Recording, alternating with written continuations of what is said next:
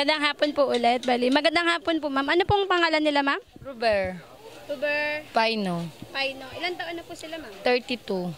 Bali, ano pong pinagkakaabalan po sa buhay? Ito, nagtitinda po kami ng gulay. Nung araw po na magkaroon po ng sunog, nung October 11, nagtitinda po ba kayo dito? Opo, ma'am. Bali, ano pong nasaksiyan nila nung araw nang may sunog nung October 11, ma'am? Nung tinawag po ako ng bata na sabi niya, Ate Robert, may apoy. Sabi ko, saan? Sabi niya, doon may sunog sa baba. Pag ikot ko, malaki na yung apoy sa baba. Bali, dito po sa first floor. Sa first floor po sunog. nagmulo. Ano pong nasaksiyan nila nung araw na yun habang nililigtas po ng mga bumbero ng nabotas si Ma'am Emelita po? Yung nagdatingan yung mga bumbero, tapos yung inaano nila yung ano dyan sa yung tinutupok nila yung apoy para matanggal kasi nga may naiwang tao sa taas sa second floor. Tapos yun, maya nung nawala na yung apoy, nakuha na nila si Ate Emmy sa second floor na may sugat sa binte. Yun po. Ano pong nakita niyong itsura ni Ma'am Emily? May malay po ba? Wala po siyang malay, ma'am. Binaba po siya, basang-basa siya. Wala po siyang malay. Yun po, ma'am. Hapon po. Anong pangalan mo, ma'am? Maritoni po. Maritoni. Dalida. Ilan taon ka na? 11 years old. 11 years old. Nung araw ng may sunog dito sa lugar niyo, nung October 11, anong nakita mo nung araw na yun? Nasusunog na po yung sa taas. Sa taas? Yung dito po sa kwarto. Anong ginagawa mo? Bakit mo nakitang sunog sa taas? Nandiyan po ako nakaupo eh. Nakaupo? Nagbabantay po ng tindahan. Nagbabantay yung tindahan? Tindahan. Ito yung tindahan. Nung araw na yun. Anong nakita mo? Makapal ba yung usok? Malaki ba yung sunog? Makapal na po yung sa loob na po nasusunog na yung loob. Tapos anong narinig mo nung araw na yun? Wala po kasi po tulog po yung tao dun eh. Tutog sa loob, sa second Opo. floor. Nung nakita mo ba nung nirescue ng bumbero ng nabotas si Ma'am Emelita? Hindi po. Nandun po kasi ako sa dulo eh. Sa dulo. Pero anong nakita mo nung araw na yun? Si Ma'am Emelita ba? Nakita mo binaba ng mga bumbero dito sa building na yan? Hindi po. Nakita ko na lang po. Dinadaan nila dun sa may skinita. Doon na, sa eskinita Opo. nung dala ng mga bumbero natin. Opo. Maraming salamat. Magandang hapon, sir. Magandang hapon din. Sir, nung araw ng October 11, mga bandang 5:70 ng hapon, nung makatanggap ang duty operator natin ng sunog, ano pong nangyari nun? Agad-agad nagpa-dispatch ako ng fire truck, dalawang fire truck natin para mapuntahan yung sunog sa may North Bay Boulevard South sa Magdaragat Street. Maaari nyo bang ikwento sa amin, sir, yung mga nangyari nung araw na yun, sir? Pagdating namin doon, nagkakagulo yung mga tao na mayroon daw na trap na mag-iina, yung nanay at dalawang bata. Paano nyo po nalaman, sir, yung mga natrap na mag-iina po sa bahay na nasusunog, sir? Ayon na rin doon sa mga nakatira doon sa bahay na yan. Kasi marami silang nakatira doon. Ngayon, pinatutukan ko na kaagad yung second floor kasi nasa second floor daw yung mga biktima. Ano pong mga ginawa nating action, sir, dun sa taong natrap po sa second floor, sir? Ang ginawa ko, ano ko yung mga hose doon. Dalawang hose ang pinalagay ko roon. Tapos pinagiba ko yung pader sa gilid. At nalaman ko rin bandang huli na yung dalawang bata pala ay wala roon. So ang natira doon yung nanay lang. Nasaan po yung mga bata, sir? Nakalabas daw, sabi ng mga tao roon. Nakalabas. Sir, masasalay sa inyo po ba kung ano pong itsura nung biktima natin sa second floor? Nung makita yung biktima sa second floor, unconscious na siya pero buhay. Nakadapa siya doon sa may parang higaan niya. So, nakuha siya doon. Doon siya nakuha sa second floor na yan.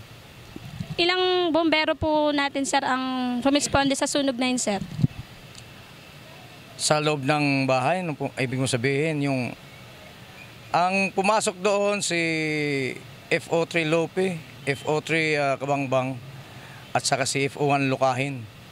Sila yung naatasan na umakyat doon para hanapin yung sinasabing na-trap sa loob ng bahay na sa second floor. Ano pong paunang nulas na ginawa dun sa biktima, sir, ng mga bombero nating magigiting, sir? Unang-una, nung maibaba yung biktima, tinakbo ka agad sa ambulance para madala sa ospital at mabigyan ng paunang lunas. Saang ospital po dinala, sir? Nakalagay sa Tondo General Hospital, May tanong ko na din, sir, anong alarma po umabot ang sunog natin na yun, sir? Umabot lang tayo sa 3 alarma. Pangatlong alarma lang ang kanang binigay natin. Magandang hapon po, ma'am. Ano pong pangalan nila, ma'am? Conchita sa Panta po. Ano po ulit? Conchita sa Panta ho. Ilan taon na po, ma'am? 48 po. 48 years old. Bali, nung araw po nang nasunog yung dyan sa may second floor natin, nung October 11, ano po ang nasaksiyan nila nung araw na yun? Andito po yung nasunog na yan, si Emelita, nagre-repack. Tapos sabi niya, akit daw siya ng bahay nila kasi nahihilo siya. Tapos mga 5 yun nung nasunog yan.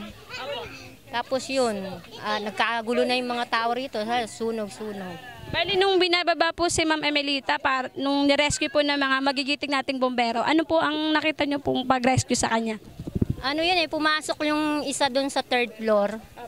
Tapos sumesenyas siya. Tapos nung binaba na yung si Emelita, kala namin patay na kasi matagal na siya sa ano. Ano pong itsura ni Ma'am Emelita? Lupay-pay na, wala na siya ano.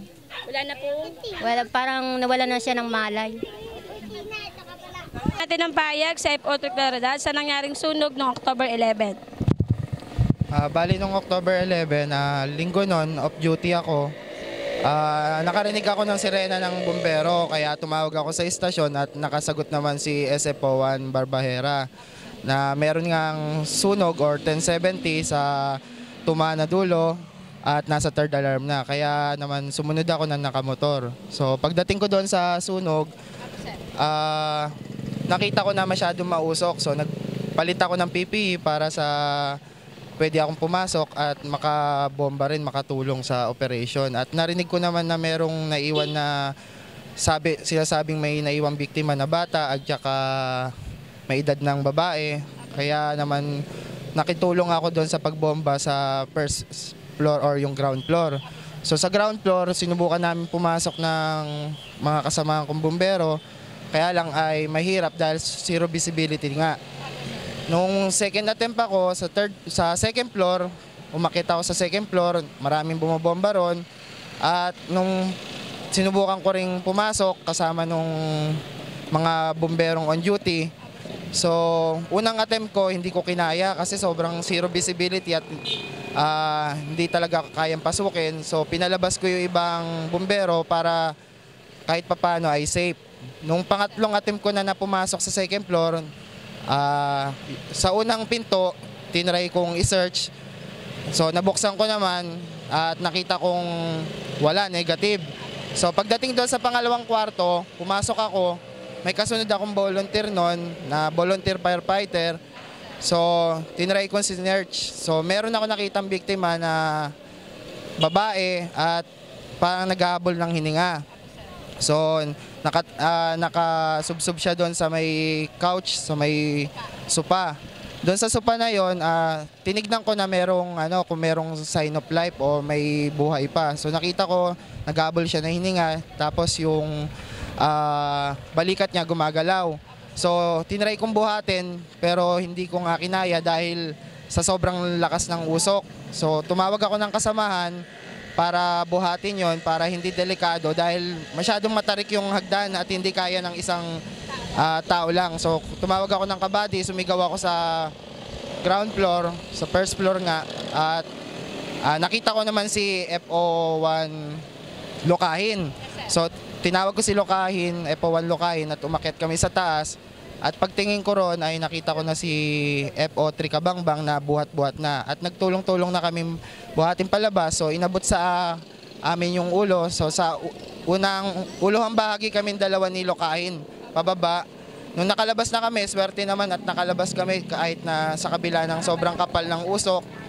At diniretso na namin sa may ambulansya. So naglakad kami mga 100 metro. Sa 100 metro, medyo malayo yon at mabigat na buhatin yung pasyente. At nakita naming may dugo na sa ilong. So kailangan na talaga na madali ang dalhin sa ambulansya. Dalhin sa ospital. At swerte naman at nakita namin na nung nag-follow up kami sa ospital ay maganda naman yung kalagayan ng biktima. Maraming salamat po. Salamat din po. Sinundan ko po si Sir Kabangbang, gawa na po na zero visibility po yung lugar at saka kailangan po ng body dun sa pag-rescue. Ayun po, nung umakit po si Sir Kabangbang, agad po ako sumunod sa kanya dun po sa lugar dun saan natagpuan yung biktima. Opo. Anong nakita ko Sir Kabangbang na binuhat na yung biktima, itatransfer namin sa ligtas na lugar. Agad ko pong hinawakan yung ulo dun sa pababa po ng hagdanan. Gawa po yung hagdanan, matarik po. Makitid, opo. Kailangan ko po alalayan yung si Sir Kabangbang dun sa biktima dahil unconscious po yung biktima. Unconscious siya. Tapos, nung hinawakan ko yung ulo, dahan-dahan po kaming bumababa dun sa hagdanan na matirik. Yun po dahil... Nung nangyari kasi yung sunog na yon, ay nilapitan kami ng aming naka-duting radio operator na meron nga daw sunog na nagaganap sa araw na yon. At bigla kaming responde at nilabas kaagad namin yung truck upang makarating sa lugar ng 1070.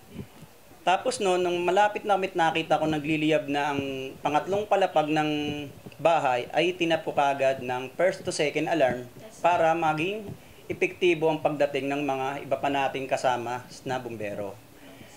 Nung panahon na yon ay hindi kagad ako makapag-penetrate sa loob dahil po yung building na yon ay wala man lang ni isang bintana sa kabilaan niya, kaya napakahirap. Kaya nagdesisyon kami na magbutas kami o gumawa ng ventilation sa gilid ng second floor para at least lumabas ang usok.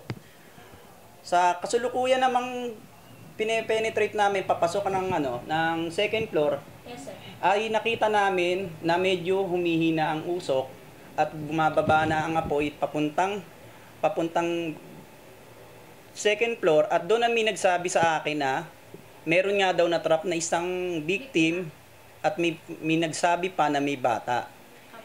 Pero yung bandang huli, nung sinabi yung bata ay nakalabas na, kaya medyo parang nakapagsalita ako na medyo kailangan apurahin pa dahil meron pa tayong hinahanap na isang victim.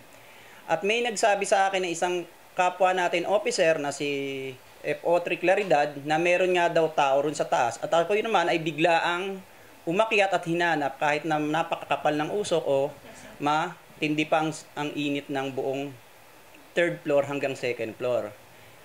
At ako po yung umakyat at nakita ko, sa aking pinuntahan ay hindi ko kagad nakita yung victim at sinubukan kong pumasok naman sa kwarto at doon ko kagad nakita na yung victim na si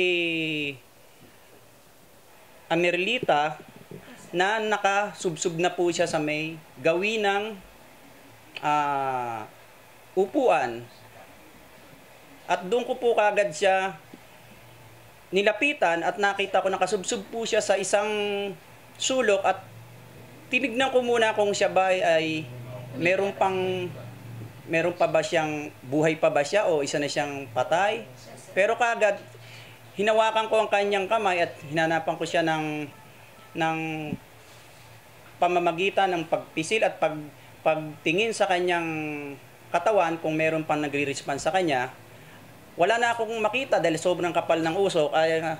Ang ginawa ko, nilapit ko na lang ang aking tenga sa kanyang ilong at doon ko nalaman na siya pala ay isa pang, at doon ko nalaman po na humihinga pa siya. Wala po akong ginawang oras na kailangan maibaba ko siya ng mabilis at naligtas at pati na rin ako. Nung siya'y binuhat na at nakita ko na sobrang init na ng kanyang katawan at dahil po pala ay babad na siya sa mainit na tubig. Ang ginawa ko, nung binuhat ko na siya, dahil sobrang dilim at sobrang kapal ng usok, habang binababa ko siya, ay ako po ay sumisigaw na, tulong, tulong, dahil baka ang iniisip ko ay baka naman kapusin ako. Pero talagang nilagsak ko pa rin loob ko dahil alam ko, dalawa kaming tutumban sa oras na yon dahil alam ko namang napakadelikado na. At doon ko po nakita ang aking kasama na si FO1 Lukahin na tumulong sa akin na sabi ko sa kanya, hindi natin to kayang i-one-man carry. Dahil napakakitid po ng hagdanan, kaya ang ginawa ko po ay sabi ko sa kay FO1 Lukahin na doon ka sa paa at dito ako sa ulo. At dahil po, pag hindi namin ibinaba siya ng ganon, ng 2 months carry, ay bubulusok kami dahil masyado pong matarik ang hagdanan. At doon po, nung nakakita na po kami na medyo liwanag, palabas na ng bahay, at nakita ko po, ayun nga, may sumalubong na sa amin, at nakita ko po si FO3 Claridad na 3 na po kaming bumuhat, tulong-tulong po kami para mailabas. At hinanap kagad namin yung mga pinakamalapit na ambulansya na pwede namin pagdalan. At yung iba nating kasamang bumbero sa nabotas na mga nurse natin, tumulong din po para mabigyan siya ng paunang lunas hanggang sa itinakbo siya sa pinakamalapit na ospital ng nabotas. Yun po ang pwede kong iduktong sa inyong pahayag. Magandang hapon. Sino sa inyong araw na nasunog na sabi ng madman nyo is binalikan niya? Kami po. Anong pangalan mo? Gemma Rose. Gemma Rose. Ilang taon ka na, Gemma Rose? 12. Lakasan mo ate. 12. 12 years old. Sino yung kapatid mo na niligtas mo ng araw Ito na yun? po. Anong pangalan niya? Joylyn. Pang ilan siya sa inyo? Bunso po siya. Ibali ikaw, pang ilan ka sa inyo magkakapatid? Pang-5. Pang-5. Ilan ba kayong magkakapatid, Gemma Rose? 10. 10. Nung araw nang nasusunog na yung bahay, anong naisip mo nung araw na yun at nung oras na yun? Kasi po, ano na po yung muusok. Tapos, Tapos may nagsisigawan ng mga tao. Kaya dinampot ko na po yung kapatid ko. nung dinampot mo yung kapatid mo, anong naisip mo? Bumaba po kami. Bumaba kayo. Saan kayo nagpunta nung dinampot mo yung kapatid mo? Tapos, di ba, nakakita ka na ng usok. May sunog na ba nung oras na yun? Meron po. Meron ng apoy.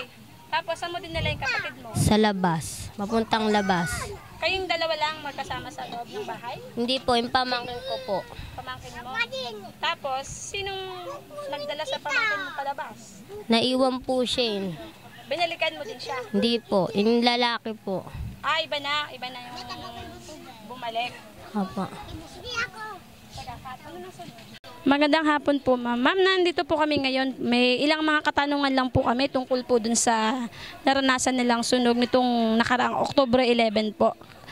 Taong kasalukuyan po. Ano pong pangalan nila, ma'am? Emilita Emilita Gracio. Pakiulit po, ma'am. Emilita Gracio. Ilang taon na po sila, ma'am?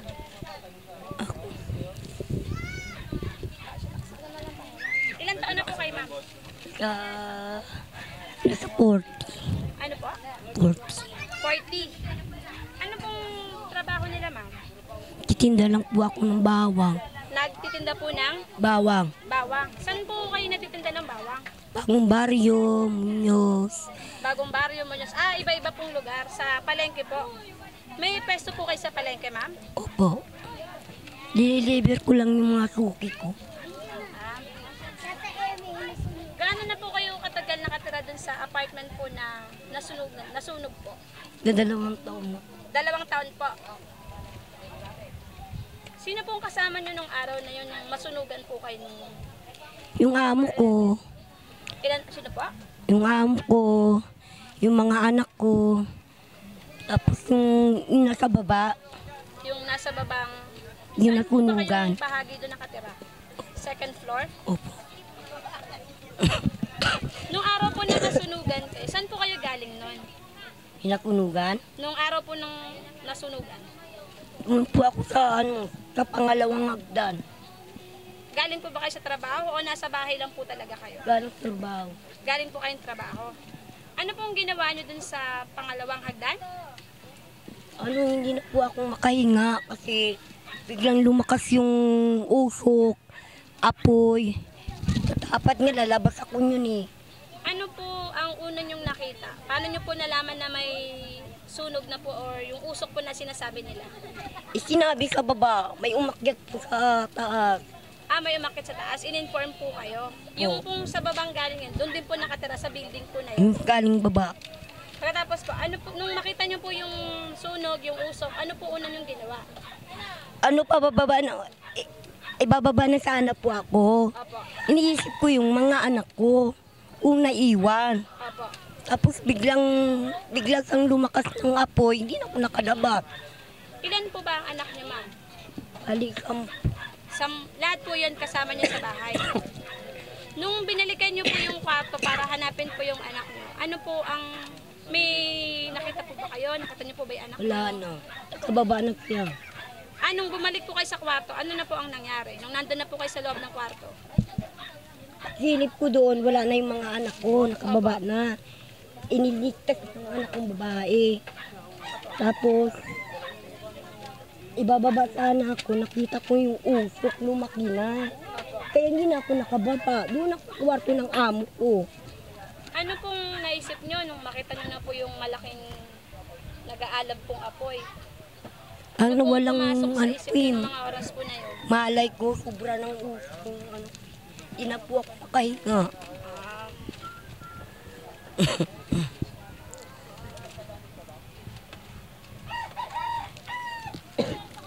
Nung magkamalay po kayo, sana po kayo noon. After po ng, di ba po, nawala na po kayo ng malay. Nung magkamalay po kayo, ano na po natatandaan nyo ng mga oras po na yun? Hindi po alam. Wala po kayo natatandaan. Wala po. Nalaman ko na lang po sa ospital. Kondo. Opo, nung nasa ospital na po kayo, ano pong unang pumasok sa isip nyo? May nararamdaman ako to. Yung sunog ko mahapdi. Yung sunog ko po mahapdi. Tapos hindi ko po nakayanan. Sa nangyari pong sunog po dun sa inyo, ano po ang natutunan nyo pong aral? Ba? Nung sa nangyari pong sunog nung kamakailan lang, ano po ang natutunan nating leksyon or aral po dun sa nangyaring sunog? Wala. Ay, ang ibig ko po sabihin, ano po ang natutunan natin dun sa sunog? Ano po ang mga dapat natin gawin sa susunod para po maiwasan yung sunog?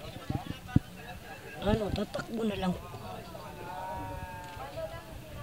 Ano po ang masasabi niyo po sa mga nag-rescue po sa inyong bumbero, lalong-lalo na po sa Navotas City Fire Station po? Papasalamat po ako. Na tinulungan po ako. Malakas po ng konti yung boses na. Lakas po konti. Nagpapasalamat po ako na tinulungan po ako.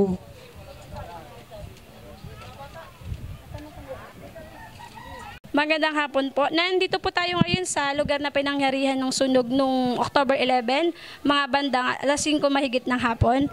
Bali, base po sa nakikita natin, ito po yung naging aftershock na kumbaga ng sunog na nangyari nung October 11.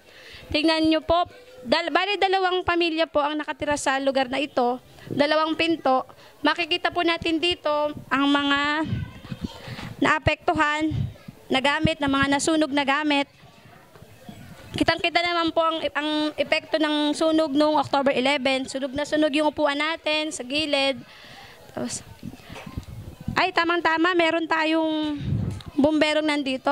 Sir, excuse me po, pwede po ba kayong ma-interview, sir? Magandang hapon po, sir. Ano pong pangalan nila, sir? FO3 Mendoza po. Ano pong katungkulan natin sa Bureau of Fire po? Ako po yung investigador nung nangyari yung sunog po, ma'am. Bali, ano po ang masasabi niyo, sir, base sa investigasyon niyo, sir, sa nangyaring sunog noong October 11, sir? Based sa sunog nung October 11, 2015, yung structural na to is apartment. Yes, sir. Bali, saan po nagmula ang sunog natin, sir, noong October 11, sir? Dito po sa first floor, sa may bandang sa isang room sa dulo. Bandang kusina po ba to, sir? Kwarto po, kwarto po. Kwarto po ito, sir. Ano po kaya ang cause ng sunog, sir? Nung araw na yun, sir? Yung time na yon, wala pong ilaw dito. So ang ginagamit nilang pangilaw is kandila. Opo, yung nagsindi po ng kandila is nakatulog. So yung kandila, maaaring naubos, tapos o kaya may nasunog na bagay at hindi na niya napansin. Nung paggising ng natutulog, malaki na po yung sunog. Kaya nagpanik yung tao, lumabas na. Saka lumaki na yung apoy. Sa tansya nyo, sir, anong estimation ng damages dito sa first floor ng building na to, sir? Mga estimated damage po dito sa mga first floor, kasama ang second floor, third hanggang fourth is mga 350 more or less, madam. Bali, sa buong building po na to, naapektuhan po ng sunog. Opo, sa second floor and third floor, saka yung sa rooftop, mga partially lang po. Sir, sa tansya nyo po ba, maaari pa po ba itong tirhan ng itong bahay na to, sir? Gagawa po tayo ng request letter na sa Office of the Building Official para masuri ito kung pwede pa bang tirhan or for demolish na. Okay po, maraming salamat po, sir. Bali, nandito po tayo ngayon, paakit po tayo sa ikalawang bahagi ng building kung saan nasunog noong October 11. Konting ingat, sir, ha? Medyo maano yung hagdan.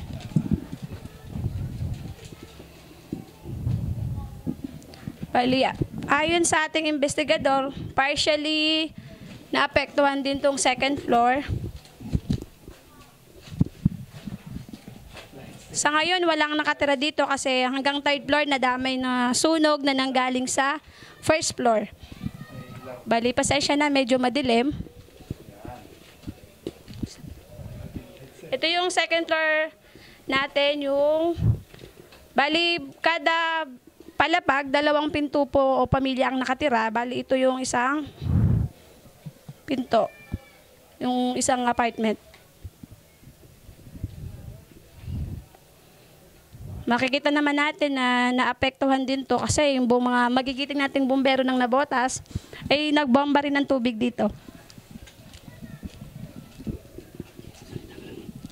Ito sa bandang gilid, makikita din natin ang mga gamit na nabasa na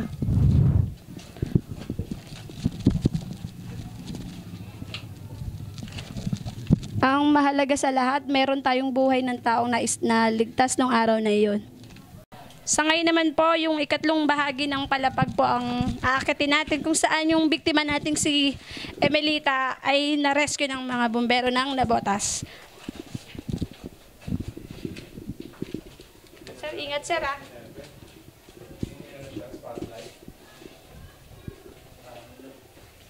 Katulad ng nangyari sa second floor, partially affected din tong bahaging ito ng apartment na to.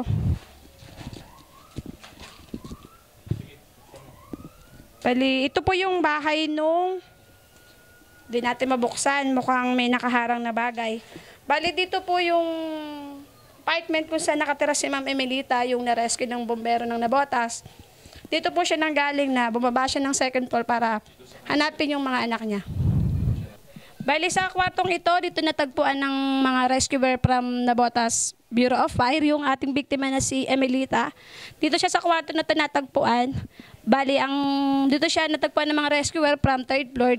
Nung hinahanap niya yung mga anak niya, nung hindi niya nakita yung mga anak niya, supposed to be, bababa na siya dyan sa unang palapag. Kaya lang, sinalubong na siya ng naglalagablab na apoy at makapal na usok po. Kung kaya si Ma'am Emelita bumalik sa kwarto na to at dito na nga siya nakita ng ating mga bombero at na kitang walang malay.